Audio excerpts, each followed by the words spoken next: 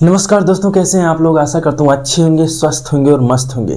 तो हम बात कर रहे थे इंडियन काउंसिल एक्ट, ये क्यों आया था और इसका मेन उद्देश्य क्या था। तो हमने पिछले लेक्चर में आपको बताया था इंडियन काउंसिल एक्ट 3 आए थे, जिसमें आपका पहला जो आया था 1861 में, फिर उसके बाद 1892 और उसके बाद तीसरा जो आया था लास्ट 1909 में आया था।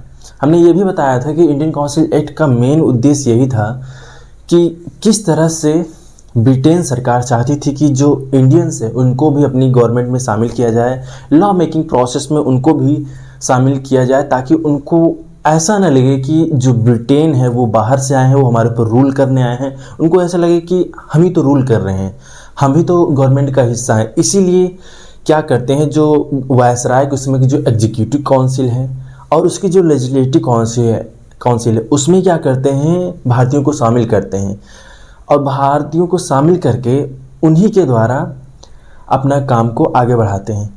इनका मेन उद्देश्य यही था कि किस तरह से भारतीयों को शामिल किया जाए, ठीक है। और उनको इसके पीछे अगर हमने आपको बताया था, जो 1857 की जो क्रांति हुई थी, ये दोबारा ना हो, उसको किस तरह से रोका जाए। क्योंकि जिस तरह से 1857 की क्रांति हुई थी, जो अंग्रेज एक प्रकार से हिल गए थे, उनको लग रहा था कि मतलब 1857 की जिस तरह से क्रांति हुई, ऐसी दोबारा क्रांति ना हो जाए, नहीं तो हम लोगों को बोरिया बिस्तर बांध के जाना पड़ेगा यहाँ से।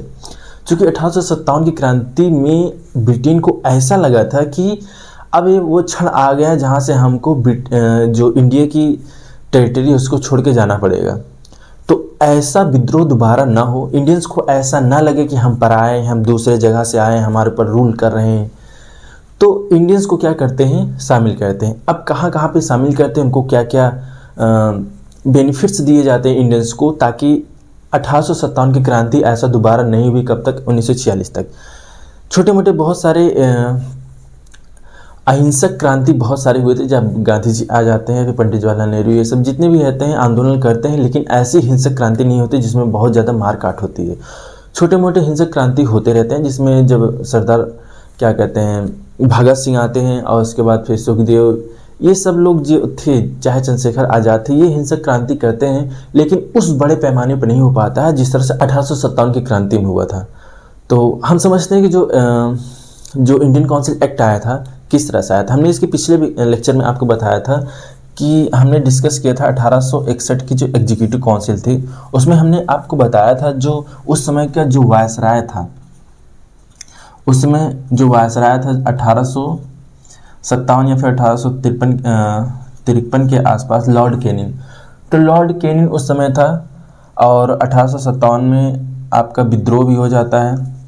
तो वहाँ पे बहुत सारे आमूलचूल परिवर्तन होते हैं, जिसमें आपका जो भारत का गवर्नर जनरल था उसकी पोस्ट जो चेंज करके वायसराय कर दी गई थी। तो हमने ये बताया था 1853 में एक प्रकार से मिनी पार्लियामेंट बना था, जिसमें जो उस समय का जो 1857 में गवर्नर जनरल रहता था, फिर 1858 में जो एक्ट आया था, 1858 में जो एक्ट आता है वहाँ पे वायसराय कर दिया जाता है, ठीक है। तो 1853 की हम बात करें तो उसमें जो गवर्नर जनरल था उसकी जो एग्जीक्यूटिव काउंसिल थी, कार्यकारी परिषद, और जो लेजिस्लेटिव काउंसिल थी, विधायिका परिषद, इन सब में आमूलचूल परिवर्तन करते हैं। जिसमें जो एग्जीक्यूटिव काउंसिल है उसमें जो 4 सदस्य थे पहले, वो 5 कर दिए जाते हैं, और उसके बाद जो लेजिस्लेटिव काउंसिल है एक अलग से विधायिका परिषद, मतलब जहाँ पे कानून हम बनाएंगे। जैसे अपनी इस समय जो पार्लियामेंट वो क्या करती है, एक प्रकार से कानून बनाती है, जबकि एग्जीक्यूट कौन कराती है, जो कार्यकारी परिषद होती है, या फिर जो एक प्रकार से आप समझिए जो ब्यूरोक्रेट्स होते हैं या फिर मंत्री होते हैं, जो एग्जीक्यूटिव होते हैं, जो कार्यकारी परिषद होती है, वो क्या काम करती है, उसको एग्जीक्यूट कराती है, जो कानून बना रहता है। तो उस समय 6 सदस्यों की एक छोटी सी मिनी पार्लियामेंट, हमने बताया था एक मिनी पार्लियामेंट का गठन किया गया था। यही मिनी पार्लियामेंट जो आज अपना भारत का लोकसभा है फिर राज्यसभा है, वो एक प्रकार से विशाल रूप ले लेती है। यही मतलब ये पहला क्षण था 1853 में, जो पहली बार ये लेजिस्लेटिव काउंसिल बनी थी। अब हम बात करते हैं 1853 हो गया था, अब यही जो कानून है, अब यहाँ पे 1858 में क्या होता है कि बहुत सारे परिवर्तन होते हैं। जो ब्रिटेन की सरकार है गवर्नर जनरल को हटा करके, हालांकि गवर्नर जनरल का पोस्ट हटाते हैं, चूँकि उस समय जो लॉर्ड कैनिंग था, लॉर्ड कैनिंग ही रहता है वायसराय, चूँकि उसके पहले वो गवर्नर जनरल था। तो भारत के जो गवर्नर जनरल था उसका पोस्ट चेंज कर दिया जाता है, वायसराय बना दिया जाता है, उसको वायसराय बोला जाएगा। अब एक पोस्ट की गठन किया जाता है secretary of state of India, जिसे हम भारत सचिव के नाम से जानेंगे। उसकी एक 15 मेंबर की एक सदस्य, एक प्रकार की टीम उसको दी जाती है, जो उस समय का भारत सचिव था। ठीक है, जो उस समय का जो भारत सचिव था उसको 15 मेंबर्स की एक टीम जाती है, जिसे secretary of state of India कहते हैं। तो ये 15 मेंबर की उसको टीम दी जाती है। अब वहाँ पे क्या करते हैं, जो भारत सचिव रहता है डायरेक्ट रहता है, जो ब्रिटेन की पार्लियामेंट रहती है उसका जो कैबिनेट मिनिस्टर रहता है वो डायरेक्ट यहाँ पर रिप्रेजेंट करता था। और उसके बाद मतलब कुछ भी होता था यहाँ पे तो डायरेक्ट अपने कैबिनेट मिनिस्टर, मतलब वहाँ पे जो ब्रिटेन की पार्लियामेंट थी वहाँ पे रिप्रेजेंट करता था, कुछ भी होता था वहाँ बताता था। और उस समय जो भारत का गवर्नर मतलब वायसराय हो गया था वो कौन था, लॉर्ड कैनिंग। तो यहाँ पे एक मिनी पार्लियामेंट बनाया जाता है कब, 1853 में। अब यही 1861 में हमने आपको बताया था। अब 1861 में, सॉरी 1853 में ये क्या कहते हैं 4 सदस्यों की थी, और ये 1861 में क्या होता है, इसी को बढ़ा दिया जाता है कब, 1861 में क्या होता है, ये इसमें 5 सदस्य बढ़ा दिए जाते हैं जो एग्जीक्यूटिव काउंसिल रहती है, और इसमें 1861 में जो यही लेजिस्लेटिव काउंसिल रहती है, कार्यकारी जो विधायिका परिषद है, अब इसको 6 से 10 कर दिया जाता है। ठीक है, अब यहाँ पे क्या होता है, जो लेजिस्लेटिव काउंसिल है इसमें बहुत सारे परिवर्तन मतलब धीरे धीरे बढ़ता जाता है, लेकिन जो एग्जीक्यूटिव काउंसिल है इसको नहीं बढ़ाया जाता। अब ये समझिए, लेजिस्लेटिव काउंसिल में भारतीयों को शामिल किया जा रहा था, मतलब धीरे धीरे इसमें इंक्रीमेंट लाया जा रहा था, भारतीयों को इसमें शामिल किया जाता, कानून बनाएंगे, लेकिन एग्जीक्यूट जो पालन करेंगे वो अभी भी ब्रिटेन के ही लोग रहेंगे, जो वहाँ के जो अंग्रेज रहेंगे यहाँ पे रहेंगे। ठीक है, अब 1800 फिर जो 92 वाला एक्ट आता है उसमें भी क्या करते हैं, यहाँ पे एक चीज़ आता है, जो एग्जीक्यूटिव काउंसिल है इसमें एक छोटा सा परिवर्तन होता है। 1874 में इसका जो पोर्टफोलियो है एक और बढ़ा दिया जाता है, 6 हो जाता है 1874 में। अब यहाँ पे 1892 में क्या होगा, जो एग्जीक्यूटिव काउंसिल उसमें 6 सदस्य रहेंगे, चूँकि 1874 में बढ़ जाएगा। लेकिन 1892 में क्या होगा, ये जो है 10 से 16 हो जाएगा। ठीक है, लेजिस्लेटिव काउंसिल में क्या होगा, 10 से 16 हो जाएगी, इसको बढ़ा दिया जाएगा। अब 1909 में क्या होगा, भारतीयों को अब ये 1909 में भी ये 6 ही रहेगा, लेकिन अब यहाँ पे बहुत मतलब बहुत तेज़ी से विस्तार होता है, ये 16 से जाके 60 हो जाता है।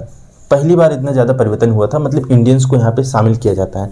अब यहाँ पे एक मतलब इंटरेस्टिंग बात ये जानने की है कि यहाँ पे जो भारतीय हैं उनकी मेजोरिटी ज़्यादा नहीं रहती थी, मतलब कि यहाँ पे 2 कैटेगरी बांट दिए गए, और एक ऑफिशियल और एक नॉन ऑफिशियल। ऑफिशियल में क्या करते हैं, जो अंग्रेज हैं वो ऑफिशियल कहलाएंगे, जो नॉन ऑफिशियल्स हैं वो जो लोकल से मतलब इंडियंस कहलाएंगे। अब इसमें क्या होता है कि मेजोरिटी इन सब में मेजोरिटी कौन रहेंगे, अंग्रेज ही रहेंगे, ताकि कोई भी डिसीजन लेना है फिर कोई भी बिल पास करना हो तो उसमें क्या रहे कि इंडियंस का ज़्यादा दबदबा ना रहे, मतलब कुछ भी पास कराना हो अगर मेजोरिटी अंग्रेज की रहेंगी तो कोई भी कानून बनाएंगे तो अंग्रेज के ही खेमे में जाएगा।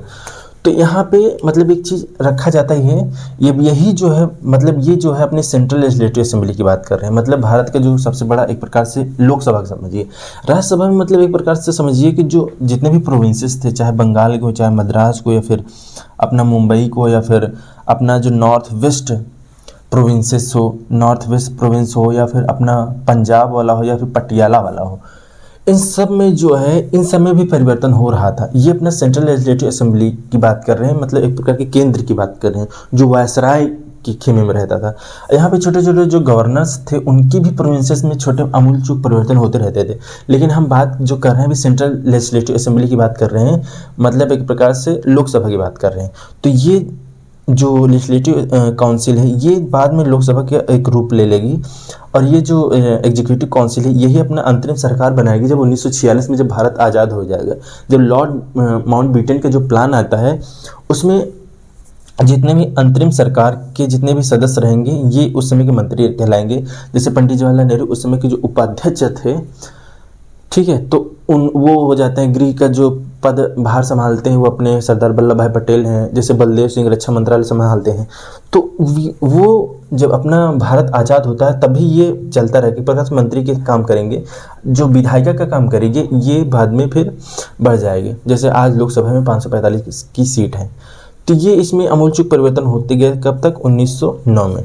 ठीक है, तो ये परिवर्तन यहाँ भी होते थे जो यहाँ के प्रोविंसेस हैं। ठीक है, और यहाँ पे एक चीज़ ध्यान देना, जो ऑफिशियल्स की मेजोरिटी थी केंद्र में हमेशा अंग्रेज़ों की ही रही है, लेकिन जो प्रोविंसेस हैं यहाँ पे इन सब में क्या किया गया, 1909 में ये कहा गया है कि जो मतलब जैसे बंगाल का प्रोविंस है, यहाँ पे क्या है, यहाँ की जो स्टेट की जो लेजिस्लेटिव असेंबली थी उसमें क्या किया गया कि मतलब माना गया कि ज़रूरी नहीं है कि मतलब लोकल्स की मतलब एक प्रकार से माइनॉरिटी रहें। यहाँ पे ये कहा कि ठीक है अंग्रेजी की मेजोरिटी नहीं रहेगी, यहाँ पे लोकल्स भी मेजोरिटी हो सकती है, मतलब ये क्राइटेरिया हटा दिए। कहाँ पे, एक प्रकार के जो प्रोविंशियल थे, मतलब एक प्रकार जो स्टेट की भूमिका उसमें निभा रहे थे, लेकिन जो सेंटर में था आज भी मतलब 1909 तक क्या करते थे, जो मेजोरिटी थी अंग्रेजों की ही थे। ये इसमें अमूलचूल परिवर्तन होते गए, कब 1909 में, ठीक है। ये इसमें एग्जीक्यूटिव काउंसिल और लेजिस्लेटिव काउंसिल इन दोनों में परिवर्तन हुए थे, ठीक है। तब इसमें और चीज़ समझते हैं तो मतलब एग्जीक्यूटिव काउंसिल और लेजिस्लेटिव काउंसिल में जो परिवर्तन हुए थे उसकी बात किए थे, और देख लेते और क्या क्या परिवर्तन हुए थे इंडियन काउंसिल एक्ट में अलग अलग।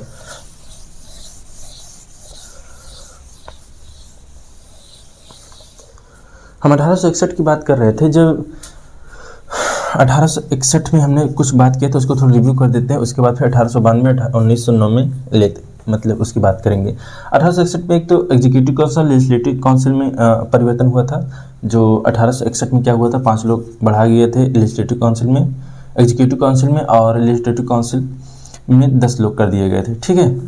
तो ये पहला हुआ था। और दूसरा हुआ था पोर्टफोलियो सिस्टम दिया गया था। पोर्टफोलियो सिस्टम ये बताया था कि जो एग्जीक्यूटिव काउंसिल के जो सदस्य है वो एक या फिर एक से अधिक पोस्ट को संभाल सकता है, और उसके बाद जो वायसराय है उसको एक ऑर्डिनेंस दिया गया था, अध्यादेश जारी करने के लिए दिया गया था। जिस तरह से आज प्रेसिडेंट है, अगर कोई सेशन नहीं चल रहा पार्लियामेंट की, तो उसमें क्या करता था, उसको पावर दिया गया है कि मतलब कोई भी अध्यादेश मतलब कोई कानून बना सकता है जिसकी वैलिडिटी कितने दिन तक रहेगी, 6 महीने तक रहेगी। तो किसको पावर दिया था, वायसराय को दिया गया था। अब यहाँ पे बात करते हैं अपना 1892 का, जो हम आज पढ़ने वाले हैं, चूँकि हमने 1861 की बात कर लिया था। अब 1892 में क्या होता है, पहला जो अमूलचूल परिवर्तन होता है वो यही होता है, जो लेजिस्लेटिव काउंसिल है और जो अपना एग्जीक्यूटिव काउंसिल है इसमें थोड़ा बहुत परिवर्तन होता है। 1892 में क्या होता है, जो अपना एग्जीक्यूटिव काउंसिल उसमें 6 सदस्य ही रहते हैं। लेजिस्लेटिव काउंसिल में क्या होता है, ये 16 लोग हो जाते हैं, ठीक है। इसमें क्या होते हैं, 16 लोग हो जाते हैं। अब यहाँ पे एक चीज़ और किया जाता है, जो बजट है। अब यहाँ पे 16 लोग हो गए, मतलब मेजोरिटी तो अभी अंग्रेज की ही रहेगी। अब यहाँ पे दूसरा जो बात किया जाता है, बजट की बात किया जाता है कि पहली बार ऐसा हुआ था कि जो इंडियंस हैं उनको बजट पे भाषण देने के लिए, या फिर ये कह सकते हैं उस पर डिस्कशन करने के लिए छूट दिया गया। ये पहला, मतलब इसको समझिए, ये पहली बार ऐसा था जब बजट पे मतलब डिस्कशन करने के लिए दिया गया।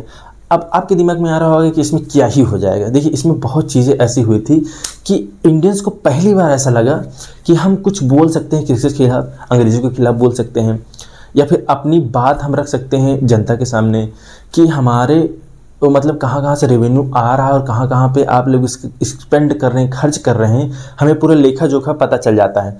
तो बजट पे पहली बार ऐसा हुआ, जैसे मान लीजिए बजट कहीं रिलोकेट करना है, मतलब किसी को देना है, या फिर कहीं पे विकास के कार्यक्रम में लगाना है, या फिर जो पैसा आ रहा है उसको ब्रिटेन में भेज रहे हैं, तो पहली बार ऐसा था कि मतलब इंडियंस विरोध कर सकते थे।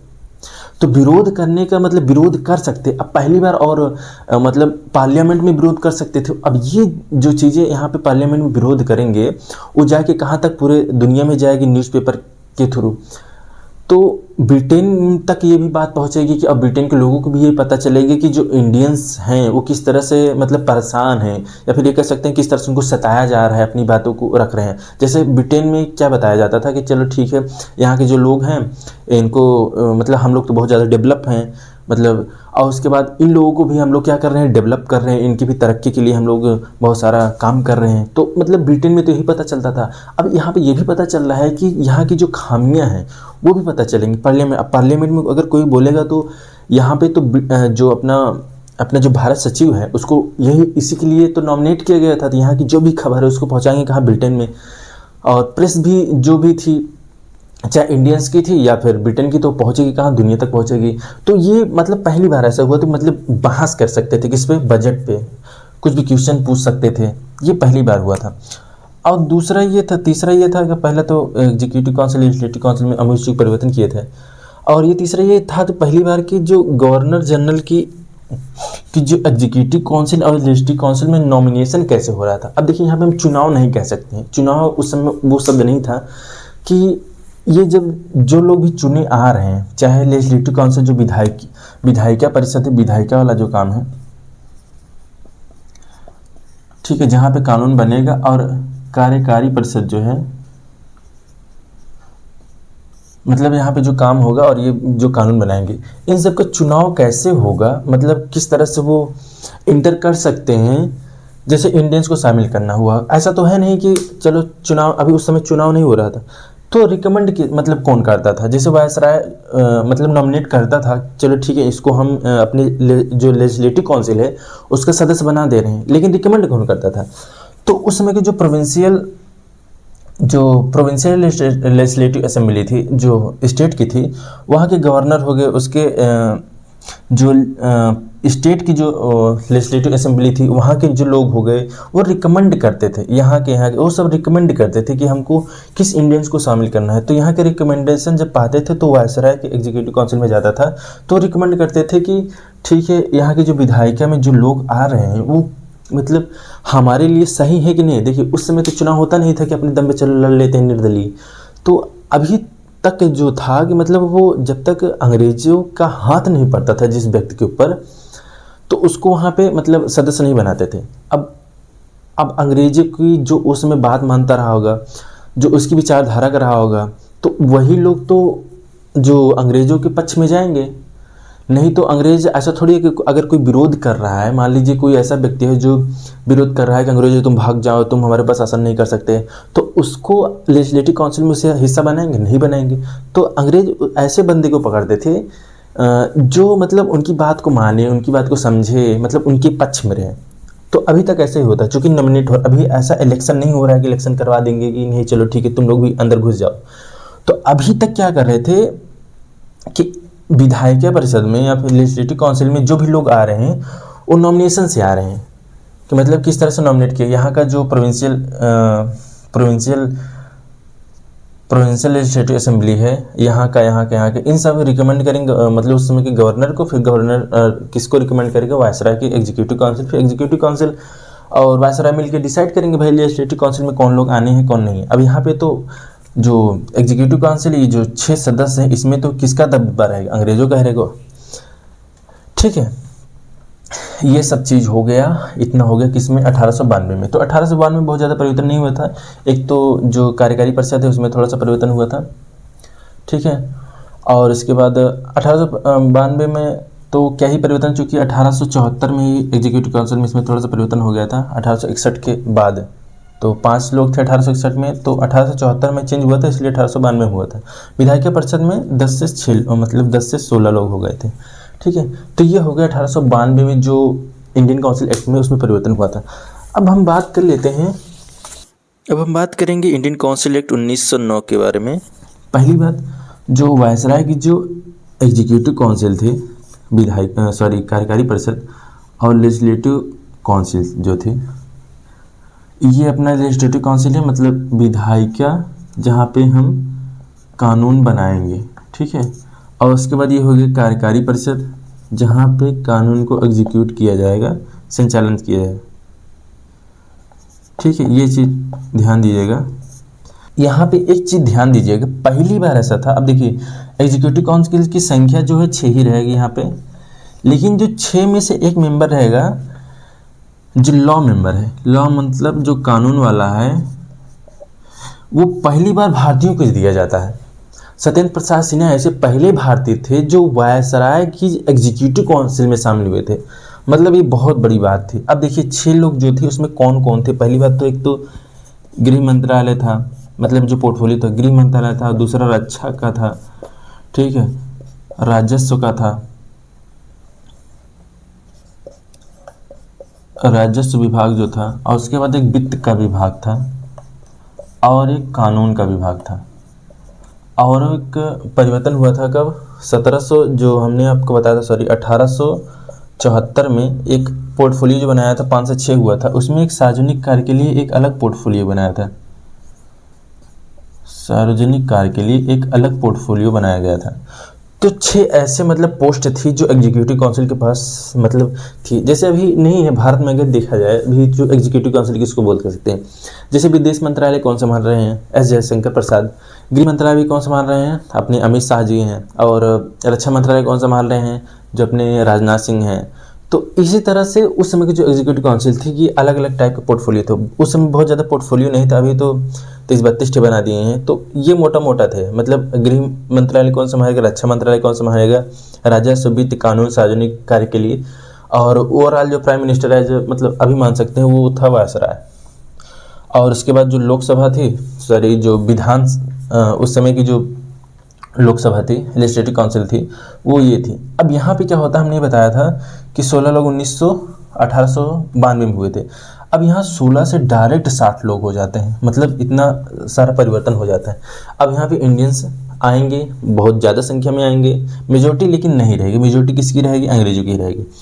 तो अब यहाँ पे इनकी वृद्धि हो जाती है, कहाँ पे, विधायिका परिषद में। लेकिन सबसे बड़ी बात क्या होती है, जो कानून मंत्री उस समय रहता था, मतलब कानून का जो पोस्ट संभाला एज ए लॉ मेंबर, वो थे पहली बार 1909 में सत्येंद्र प्रसाद सिन्हा। सत्येंद्र प्रसाद सिन्हा, ठीक है, ये पहली बार था। ये मतलब पहली बार था, भारतीयों के लिए एक प्रकार गौरवान्वित करने की बात थी कि पहली बार Satyendra Prasad Sinha as a law member किसमें, वायसराय के एग्जीक्यूटिव काउंसिल में शामिल हुए थे। ठीक है, और विधायिका परिषद में तो बहुत से लोकल्स थे जो इंडियंस थे, मतलब शामिल हो गए थे। ये मतलब परिवर्तन होता कब, 1909 में। अब बात करते हैं जो सबसे खतरनाक आया था इसमें 1909 में, मार्ले मिंटो सुधार। मार्ले मिंटो सुधार कब आया था, तो वो आया था 1909 में। ये तो वायसराय के एग्जीक्यूटिव काउंसिल की बात हो गई। अब जो सबसे मतलब कहा जाता है कि एक प्रकार से जो बहुत खतरनाक परिवर्तन हुआ था, वो 1909 की जो मार्ले मिंटो सुधार। अब देखिए 1909 में उसमें का जो वायसराय था वो मिंटो था। कौन था, मिंटो। इलाहाबाद में जाएंगे, मिंटो पार्क इसी के नाम से है। और उससे बाद जो ये तो वायसराय हो गया। और मोर्ले का नाम सुने हैं, मोर्ले, ये उस समय का secretary of state of India था, मतलब एक प्रकार से भारत सचिव था। भारत सचिव, जो भारत सचिव था कौन था, मोर्ले था। और वायसराय कौन था, मिंटो था। ये दोनों मिलकर एक रिफॉर्म लाते हैं जिसे मार्ले मिंटो सुधार कहते हैं। तो इसमें होता क्या है, इसमें एक चीज परिवर्तन करते हैं। एक तो अपना जो सेपरेट इलेक्टोरेट की बात करते हैं, सेपरेट इलेक्टोरेट। अब ये क्या होता है, इलेक्टोरेट मतलब पृथक निर्वाचन क्षेत्र। पृथक निर्वाचन क्षेत्र किसको दिया गया था, जो मुस्लिम समाज थे उस समय। तो इसमें ये कहा गया था, जो अभी जो हमने बताया नहीं था, जो वायसराय की लेजिस्लेटिव काउंसिल थी, जो विधायिका परिषद, उसमें क्या है कि जो भी चुनाव होने वाले थे, मतलब जो भी आने वाले थे, या फिर उस समय क्या कहते हैं प्रोविंशियल लेजिस्लेटिव असेंबली में जो भी आने वाले थे, तो उस समय 1909 में मतलब चुनाव शुरू हो गया था। तो उसमें जो आने वाले थे, उसने ये कहा कि कोई भी जो मतलब उस समय जो सांसद विधायक बन के आएगा, तो उसमें क्या था कि अगर मुस्लिम समाज खड़ा है तो केवल उसको मुस्लिम ही वोट दे सकते हैं। मतलब पहली बात हुआ, जैसे मान लीजिए कि यहाँ पे कोई क्षेत्र है, यहाँ पे हिंदू बहुतायत है, ठीक है, और कोई भी अगर यहाँ पे खड़ा होगा तो कौन जीतेगा, हिंदू ही जीतेंगे। अगर मुस्लिम है वहाँ पे छोटी सी माइनॉरिटी, तो अगर वो लड़ेगा तो जीतेगा नहीं। तो इसमें ये कहा गया कि मुस्लिम जितने भी वोटर्स हैं, या फिर मतलब जो भी यहाँ पे हैं, अगर यहाँ पे कोई मुस्लिम कोई व्यक्ति खड़ा है तो उसको वोट कौन दे सकता है, केवल मुस्लिम ही दे सकते हैं। इसी को कहा गया कि मतलब एक पृथक निर्वाचन क्षेत्र दिया गया। ये मतलब एक प्रकार से उस समय के कहें तो भारत की जो राजनीति है उसकी दशा और दिशा दोनों बदलने वाली थी। मतलब यहाँ पे बांटो और राज करो को जो नीति थी अंग्रेजों की, उसको चालू करने वाले थे। अब इसको देने का उनका मेन मोटिव क्या था, इसको हम आपको समझा देते हैं। अब देखिए, भारत में अगर जिस समय अंग्रेज आए थे उस समय किसका राज था, अगर देखा जाए तो उस समय की मुस्लिमों का शासन चलता था। कहाँ पे, दिल्ली की सल्तनत जो थी, तो अगर अंग्रेज़ सबसे ज़्यादा मतलब एक प्रकार से सबसे ज़्यादा जो तबाह किए हैं, जिसको सबसे ज़्यादा मारे काटने, किसको मारे काटे थे? मुस्लिम के, चूँकि बंगाल के नवाब थे उसमें। और उसके बाद जो दिल्ली सल्तनत था उसको नष्ट कौन किया? अंग्रेज़ों ने नष्ट किया। हैदराबाद के निज़ाम, उसको नष्ट कौन किया था? उसको अंडर में कौन? टीपू सुल्तान किसको मतलब अंडर में लाए थे? अंग्रेज ही लाए थे। तो ये सब मुस्लिम ही थे।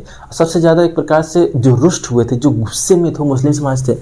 अब अंग्रेज़ों को ये लग रहा था इनको अपने अंडर में कैसे लाया जाए, या फिर उनको मतलब कैसे बहला फुसला के अपने पक्ष में लाया जाए, ताकि अब हिंदू लोग भी परेशान थे, लेकिन सबसे ज़्यादा जो परेशान थे वो मुस्लिम लोग समाज थे। किससे? अंग्रेज़ से।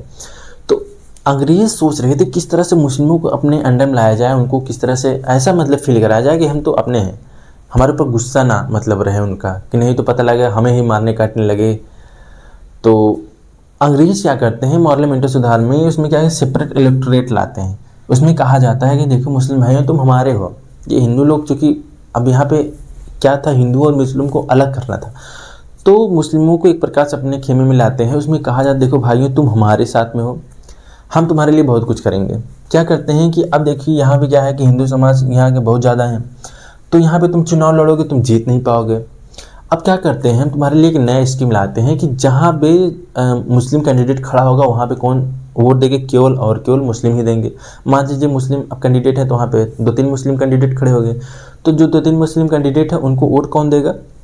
मुस्लिम ही देंगे। अब जिसको जो मतलब जिताना हो, जिसको जिता सकते हैं, ठीक है, जिस मुस्लिम कैंडिडेट को जिताना हो। तो ये चीज़ एक प्रकार से इसके पॉजिटिव फीडबैक भी थे, नेगेटिव फीडबैक भी थे। देखिए कोई भी चीज़ परिवर्तन होता है उसमें पॉजिटिव और नेगेटिव दोनों फीडबैक आता है। ऐसा हम नहीं कह सकते ये बहुत ज़्यादा गलत था, या फिर ऐसा भी नहीं कह सकते बहुत ज़्यादा सही था। अब देखिए जिसके लिए सही हो तो सही बोलेगा, जिसके लिए गलत है वो गलत बोलेगा, तो इसमें बहुत ज़्यादा टिप्पणी नहीं कर सकते हैं। मुस्लिमों के लिए बहुत ज़्यादा सही था, चूँकि मेजॉरिटी, मान लीजिए आज की अगर आज देखा जाए तो मतलब ऐसा नहीं है कि कोई प्राइम मिनिस्टर अगर मुस्लिम खड़ा हो जाए तो उसको जिता सकते हैं, क्योंकि इतनी ज़्यादा राजनीति है ना, मतलब इतने ज़्यादा मतलब क्या कहते हैं कि मेजॉरिटी किसकी? हिंदूज़ की सरकार है, तो हिंदू ज़्यादा मेजॉरिटी में है, तो क्या करते हैं ना कि एक प्रकार से जो आज के नेता है वो भी अलग कर देते हैं, मतलब हिंदू मुस्लिम करने लगेंगे, फिर क्या करते हैं कि हिंदू अलग हो जाएंगे, वो इतना ज़्यादा डर फैला देंगे मुस्लिम कोई कैंडिडेट खड़ा ही नहीं पाएगा। अगर ये वाला जो चीज़ है अगर आज होता तो क्या होता? जो भारत की दशा और दिशा दोनों परिवर्तन होती, मतलब भारत की राजनीति की क्षेत्र में कुछ अलग ही परिवर्तन होता। हो सकता है कि मतलब कैंडिडेट मतलब भारत में भी मुस्लिम बन जाता। तो ये चीज़ सेपरेट इलेक्टोरेट था। और यहाँ पे ये भी कहा गया कि अभी देखिए अभी तो मुस्लिम के लिए लाया गया, उसके बाद कहा कि जो माइनॉरिटीज़ हैं, जो उसमें के जो दलित थे, एससी एसटी थे, उनके लिए भी, पंजाबी या फिर सिख या फिर जो एंग्लो इंडो थे, मतलब जो ऐसे व्यक्ति थे, जो ऐसे अंग्रेज थे जो भारतीयों के साथ शादी किए थे और उसके बाद उनके जो बच्चे थे उनके लिए भी ऐसा मतलब प्रावधान लाया गया। तो ये सब चीज़ मतलब अलग करते जा रहे थे। तो ये मतलब मॉरले मिंटो सुधार आया था, इसलिए जो मिंटो है ना उसको कहा जाता है father of separate electorate.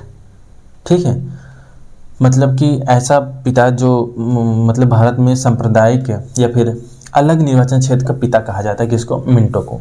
Morley कौन था उसमें? भारत का सचिव था। ये मतलब परिवर्तन किया जाता है, सबसे ज़्यादा बड़ा परिवर्तन ये किया जाता है। और ये हो गया सेपरेट इलेक्टेड। और हमने एक चीज़ बताया था कि आपको पहली बार ऐसा हुआ था, जो एग्जीक्यूटिव काउंसिल है 1909 में, जो अपना एग्जीक्यूटिव काउंसिल जो 6 मेंबर हैं, उसमें सत्येंद्र प्रसाद सिन्हा को पहला बार ऐसा किया था, एज ए लॉ मेंबर बनाया गया था, जिसमें वो क्या करते हैं कि जो कानून है उसको एग्जीक्यूट कैसे किया जाएगा वो किया। तीसरा हमने आपको ये बताया था, जो पहले बता चुके हैं, कि जो लेजिस्लेटिव काउंसिल है उसमें किस तरह से 60 लोगों को शामिल किया जाता है। उस समय क्या है कि जो मेजॉरिटी में है अभी भी अंग्रेज ही रहेंगे। ठीक है, और आपका यहाँ पे क्या कहते हैं, अभी क्या है कि एक चीज़ और परिवर्तन हुआ था, जो जस्ट पहले 1906 में मुस्लिम लीग की स्थापना हो चुकी थी। 1906 में ये जो मुस्लिम लीग है, मुस्लिम लीग की स्थापना हो चुकी है। इसमें ये कहा गया था जो मुस्लिम समाज है वो क्या करे, जो कि जो कांग्रेस सरकार, मतलब कांग्रेस जो इस समय आज की पार्टी, अगर आप समझें, जो कांग्रेस की आज की जो पार्टी है बहुत पुरानी हो, वो 1885 में उसका गठन हो गया था। तो कांग्रेस में मतलब जो पार्टी थी, ऐसा लग रहा था जो कांग्रेस है वो हिंदुओं की पार्टी है। तो अंग्रेज क्या किए, एक और पार्टी बनवा दी। एक बोले, अब देखिए जो 1885 में जो कांग्रेस की स्थापना हुआ, तो वो भी अंग्रेजों की सहायता से हुआ था। अंग्रेज को लगा था कि ये जो जितने भी व्यक्ति हैं वो हम पार्टी बना दे रहे हैं तो हमारे साथ में रहेंगे, और जो छोटे मोटे जितने भी विद्रोह हो रहे थे तो उसको हम दबा सकते हैं। तो लेकिन क्या हुआ, जो कांग्रेस है उसमें अच्छे अच्छे नेता आ गए, तो क्या किए, कट लिए अंग्रेजों से, उन्हीं के विरोध करने लगे। अब क्या हुआ कि एक मुस्लिम लीग के लिए भी, मतलब जो अंग्रेज है उन्होंने कहा कि ऐसा करो, मतलब एक प्रकार से उनके दिमाग में डालिए, जो कांग्रेस है ना, जो कांग्रेस जो पार्टी है वो एक्चुअली में हिंदुओं की पार्टी है, तुम लोगों की पार्टी नहीं है।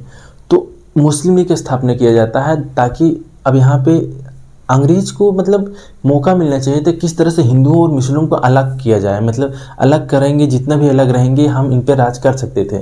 उनको यूनाइट नहीं होना चाहते थे। लेकिन जो कांग्रेस जो पार्टी थी उस समय की, उसमें सब धर्म थे, मतलब हिंदू मुस्लिम सिख ईसाई, वो एक्चुअली उसके जो जितने भी मतलब अध्यक्ष बनते थे, एक ऐसा नहीं था कि वही हिंदू ही बन रहा है, कभी हिंदू बोलते थे, पहली बार हिंदू बोला, फिर मुस्लिम, फिर सिख ईसाई, अलग अलग ऐसे सब बनते रहते थे।